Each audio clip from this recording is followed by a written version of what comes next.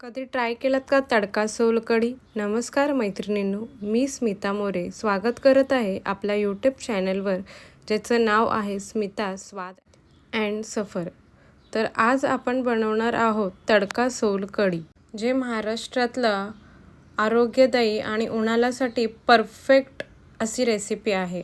तर चला फटाफट रेसिपी पाहून घेऊया. तर त्यासाठी लागणारं साहित्य आहे नारळ, कढीपत्त्याची पाने, कोकम, राई, जिरा, 4 ते 5 हिरव्या मिरच्या, 4 ते 5 लसणाच्या पाकळ्या, अद्रक 1 इंचाचं तुकडं, बीटरूट कलरसाठी घेण्याचं, साखर 2 ते 3 चम्मच. हे नाव ऐकलंच की तोंडाला पाणी सुटतं. कोकमाची आंबट चव, मिरचीचा थोडा तिखटपणा, साखरेचं थोडंसं गोडवा, हे जे सर्व मिळून जे कॉम्बिनेशन होतं ना, ते खूपच फारच छान लागतं.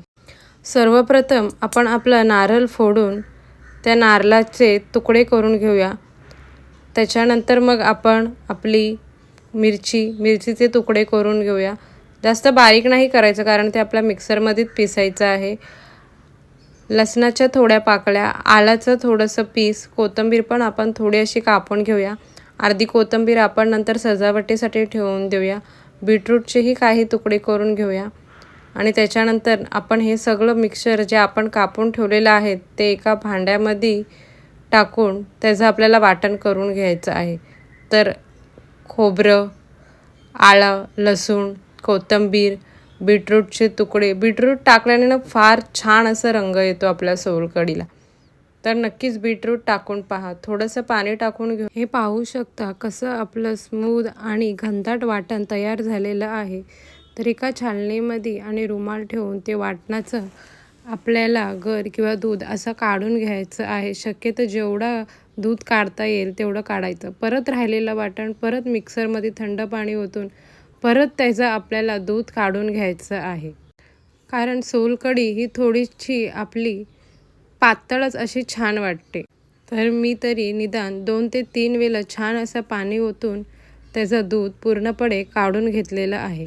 त्यानंतर जे कोकम आपण गरम पाण्यामध्ये भिजवून ठेवलेलं होतं त्याचं आता आपल्याला गर काढून त्या सोलकढीमध्ये ओतायचं आहे. हे कोकम मी 10 ते 15 मिनटं गरम पाण्यामध्ये ठेवून दिलेले आहे. तर आता ते आपल्या तयार केलेल्या सोलकढीमध्ये कोकमाचं गर काढून देऊन मग ते एका बाउलमध्ये ट्रान्सफर करून घेऊया. चला तर मग पाहूया आता याला फोडणी कशी द्यायची. तर आपण आता 3 ते 4 लसणाच्या पाकळ्या हे ठेचून घेऊया.